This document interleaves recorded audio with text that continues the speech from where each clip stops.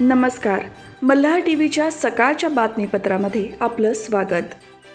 शेवटच्या श्वासापर्यंत मी शेका पक्षामध्येच राहणार अशी वल्गना करणारे बाळाराम पाटलांना निवडून येण्याची खात्री नसल्याने शेका पक्ष सोडून थेट शिवसेना उभाठात जाण्याची तयारी केली होती. मात्र उभाठाने एबी फॉर्म न दिल्याने बाळाराम पाटलांचा हिरमोड झाला आहे. शिवसेना, उभाठा आणि शेका पक्ष असा दोन्ही दगडांवर पाय ठेवणाऱ्या बाळाराम पाटील यांना उभाठाने एबी फॉर्म न दिल्याने छाननी प्रक्रियेतून त्यांचा उभाठाचा अर्ज बाद झाल्यामुळे त्यांना नाईलाजास्तव शेका पक्षाकडूनच निवडणूक लढवावी लागणार आहे.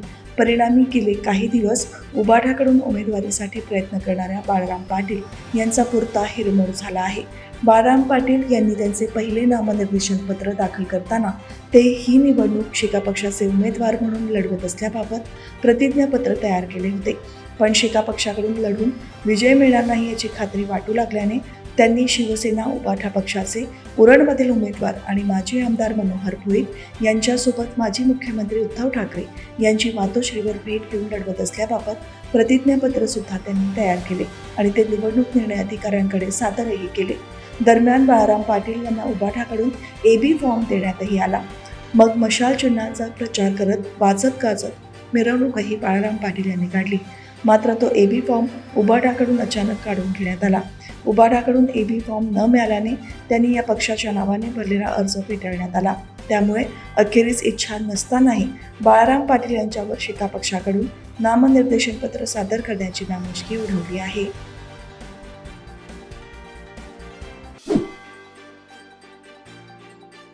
उलवे येथील जावळे गावात किराणा दुकानात गॅस सिलेंडर ब्लास्ट झाल्याची घटना घडली आहे.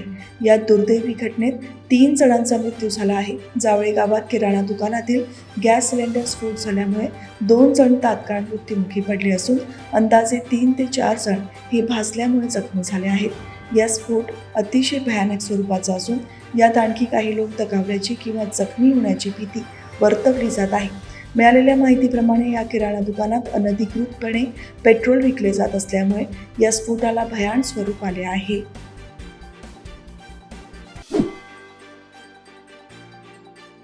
नवी मुंबई पोलिसांच्या अंमली पदार्थ विरोधी पथकाने खारघरमधील 2 रो हाऊसवर छापे मारून ड्रग्ज तसेच दारू पार्टीसाठी जमलेल्या 20 नायजेरियन नागरिकांची धरपकड केली आहे. यात 13 पुरुष आणि 7 महिलांचा समावेश आहे. खारघर सेक्टर 7 मधील लेमन किचन आणि जेमिनी किचन या 2 नायजेरियन किचनमध्ये ड्रग्ज तसेच दारूच्या पार्ट्या सुरू असल्याची माहिती अंमली पदार्थ विरोधी पथकाला मिळाली होती. त्यानुसार आर्थिक गुन्हे शाखेचे सहाय्यक पोलीस आयुक्त भाऊसाहेब ढोले यांच्या नेतृत्वाखाली गुन्हे शाखेतील 150 जणांचे पोलीस पथक, दंगल नियंत्रण पथक आणि फॉरेन्सिक टीमने छापा टाकला.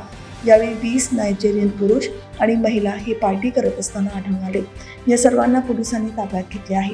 यावेळी अंमली पदार्थ विरोधी पथकाने केलेल्या झडतीत तब्बल 26,77,500 रुपये किमतीचे 107 ग्रॅम वजनाचे मॅफेड्रॉन आणि 22,490 रुपये किमतीचा मद्यसाठा आढळून आला.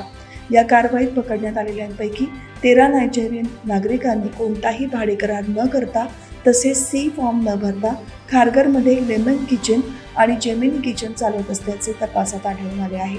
त्यामुळे पोलिसांनी या 13 नायजेरियन नागरिकांविरोधात परदेशी नागरिक कायदा आणि रजिस्ट्रेशन ऑफ फॉरेन्स ॲक्ट नुसार गुन्हा दाखल केला आहे. तसेच दोन्ही किचनच्या जागा मालकांना देखील या गुन्ह्यामध्ये सहआरोपी केले आहे. न्यायालयाने या सर्व आरोपींची न्यायालयीन कोठडीत रवानगी केली आहे.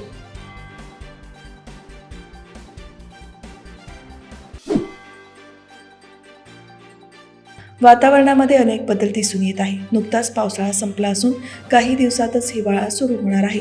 सध्या ऑक्टोबर हे सर्वत्र सुरू आहे. या पार्श्वभूमीवर ऋतूजन्य आजार टाळण्याकरिता नागरिकांनी काळजी घेण्याचे आवाहन आयुक्त मंगेश चितळे यांनी सांगितले आहे. तसेच महापालिकेने दिलेल्या सूचनांचे पालन करून नागरिकांनी पुरेशी दक्षता बाळगल्यास या आजारांवर वेळीच प्रतिबंध घालणे शक्य आहे.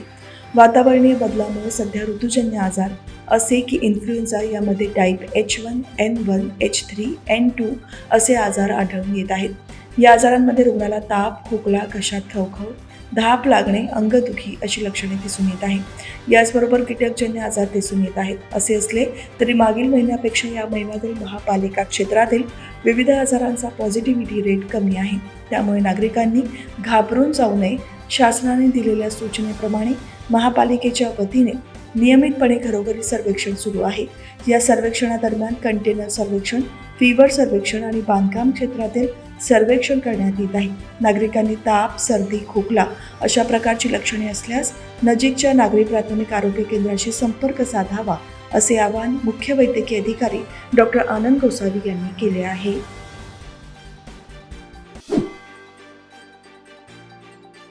पनवेल पालिका हद्दीत प्रशासनाने फटाके विक्रेत्यांना एका विशिष्ट जागेत परवानगी दिली असताना इतर ठिकाणी बेकायदेशीर फटाके विक्री होत असल्याने अधिकृत विक्रेत्यांना मोठा आर्थिक फटका बसत आहे. त्यामुळे पालिकेने अशा अनधिकृत विक्रेत्यांवर कारवाई करण्याची मागणी अधिकृत विक्रेते करत आहेत.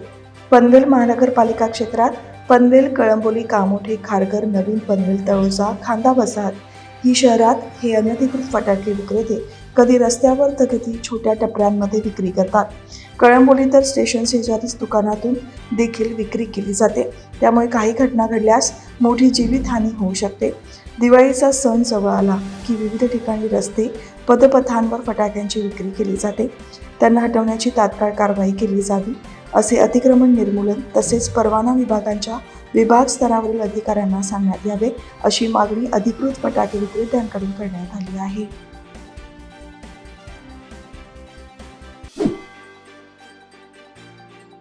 अलिबाग विधानसभा मतदारसंघात समीर रमाकांत पाटील यांचा उमेदवारी अर्ज छाननीमध्ये अवैध ठरला आहे. 22 उमेदवारांचे 27 अर्ज अवैध ठरले आहेत. 4 नोव्हेंबर उमेदवारी अर्ज मागे घेण्याची अंतिम तारीख आहे. त्यानंतर निवडणुकीचे चित्र स्पष्ट होईल. अलिबाग विधानसभा मतदारसंघात 22 ऑक्टोबरपासून उमेदवारी अर्ज स्वीकारण्यास सुरुवात झाली होती. उमेदवारी अर्ज दाखल करण्याच्या शेवटच्या दिवसाअखेरपर्यंत मंगळवारी अलिबाग विधानसभा मतदारसंघात 22 उमेदवारांचे 28 उमेदवारी अर्ज दाखल झाले होते. बुधवारी या अर्जाची छाननी करण्यात आली. त्यात समीर रमाकांत पाटील या अपक्ष उमेदवाराचा उमेदवारी अर्ज अवैध ठरला. यात 22 उमेदवारांचे 27 अर्ज वैध ठरले आहेत.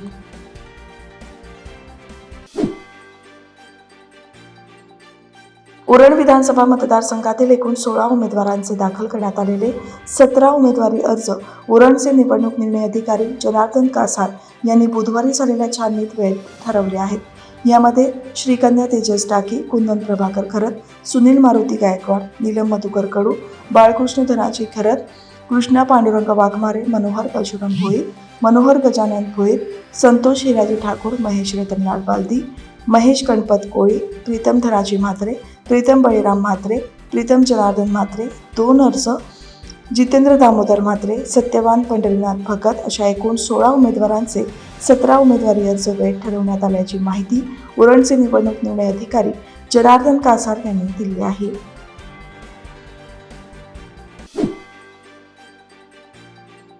सर्वत्र विधानसभा निवडणूक जाहीर झाल्याने आचारसंहिता लागू झाली असून निवडणुकीच्या दरम्यान कुठेही अनुचित प्रकार घडू नये आणि निवडणुका शांततेत पार पाडाव्यात म्हणून पोलिसांची सर्वच ठिकाणी हालचालींवर करडी नजर ठेवली आहे. याच दरम्यान स्थानिक गुन्हे शाखेने चौक गावाच्या हद्दीत देशी बनावटीचा कट्टा बाळगल्याप्रकरणी तरुणाला अटक केली आहे.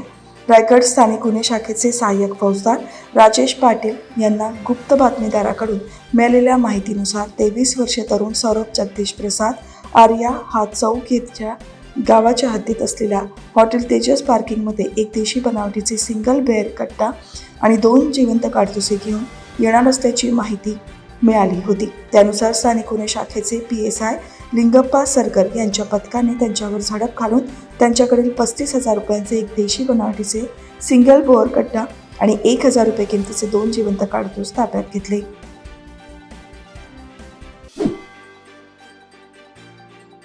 केंद्र सरकारच्या व्होकल फॉर लोकल उपक्रमामुळे देशामध्ये चीनी वस्तूंच्या विक्रीत घट झाली आहे. त्यामुळे चीनच्या व्यापाऱ्यांना जवळपास 1.25 लाख कोटी रुपयांचा फटका बसण्याची शक्यता आहे, अशी माहिती ऑल इंडिया कॉन्फेडरेशन ऑफ इंडियाकडून देण्यात आली आहे. या संदर्भात बोलताना ऑल इंडिया कॉन्फेडरेशन ऑफ इंडियाचे सरचिटणीस तथा दिल्लीच्या चांदणी चौकचे खासदार प्रवीण खंडेलवाल म्हणाले की यंदा दिवाळीची सुरुवात सकारात्मक झाली आहे. देशभरात बाजारपेठांमध्ये व्होकल फॉर लोकलचा प्रभाव दिसत आहे. संपूर्ण बाजारात खरेदीसाठी असलेल्या 90% वस्तू या भारतीय आहेत. ही आपल्या सगळ्यांसाठी आनंदाची बाब आहे. पुढे बोलताना भारतीय वस्तूंच्या विक्रीमुळे देशात चीनी वस्तूंच्या विक्रीत मोठ्या प्रमाणात घट झाली आहे. त्यामुळे चीनच्या व्यापाऱ्यांना यंदा 1.25 लाख कोटी रुपयांचे नुकसान होण्याचा अंदाज आहे, असे ते म्हणाले. नागरिकांनी दिवाळीची खरेदी करताना जास्तीत जास्त भारतीय वस्तूंची खरेदी करावी, असे आवाहनही त्यांनी केले आहे.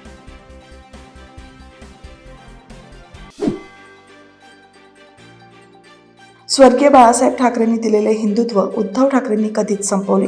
आदित्य ठाकरे यांना हिंदुत्व शिकवण्याची गरज नाही, कारण त्यांना शिकवण्यासाठी अबू आझमी आहेत. न मला ठाकरे संपवू शकतात, ना मी त्यांना संपवू शकत. कोणाला संपवायचे हे जनता ठरवते. या शब्दात देवेंद्र फडणवीस यांनी ठाकरे गटावर टीकास्त्र सोडले. ते एका मुलाखतीत बोलत होते. अलीकडे झालेल्या लोकसभा निवडणुकीत 3 पक्षांनी आम्हाला हरवले नाही.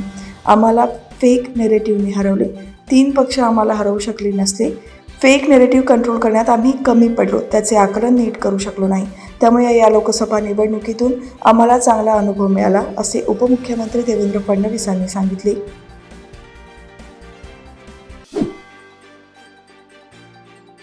महाराष्ट्रात होत असलेल्या विधानसभा निवडणुकीसाठी भाजपने तयारी पूर्ण केली आहे.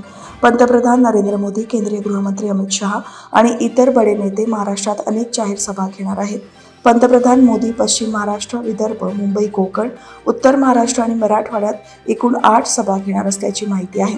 केंद्रीय मंत्री अमित शहा, नितीन गडकरी, उत्तर प्रदेशचे मुख्यमंत्री योगी आदित्यनाथ तसेच महाराष्ट्राचे उपमुख्यमंत्री देवेंद्र फडणवीस, भाजप प्रदेशाध्यक्ष चंद्रशेखर बावनकुळे राज्यात जास्तीत जास्त जाहीर सभा घेणार आहेत. याशिवाय गोवा, मध्य प्रदेश, हरियाणातील मुख्यमंत्रीही महाराष्ट्रात तळ ठोकून असणार आहेत. मिळालेल्या माहितीनुसार पंतप्रधान नरेंद्र मोदी हे एकूण 8 प्रचार सभा घेणार आहेत. त्या खालोखाल देशाचे गृहमंत्री अमित शहा 20 प्रचार सभांना संबोधित करणार आहेत. केंद्रात 2014 पासून मंत्री असलेला मराठमोळा चेहरा नितीन गडकरी हे संपूर्ण राज्यात एकूण 40 सभा घेणार आहेत.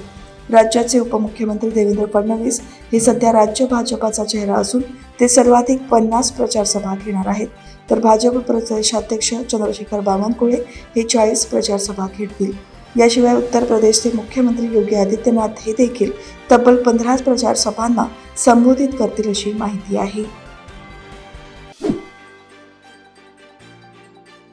भगवान श्रीरामाची जन्मभूमी अयोध्येत दीपोत्सवाला सुरुवात झाली आहे. शरयूच्या 55 घाटांवर एकाच वेळी 25 लाख दिव्यांची रोषणाई करून राम की पाडी उजळून निघाली. या दीपोत्सवाचा एक मोठी विक्रम झाला.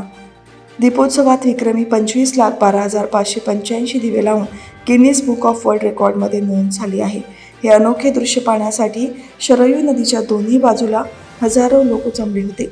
विशेष म्हणजे तब्बल 500 वर्षांनंतर पहिल्यांदाच अयोध्येतील लोक रामलल्लाच्या उपस्थितीत दिवाळी साजरी करत आहेत. यावेळी 1100 अर्चकांनी शरयू नदीच्या तीरावर महाआरती केली.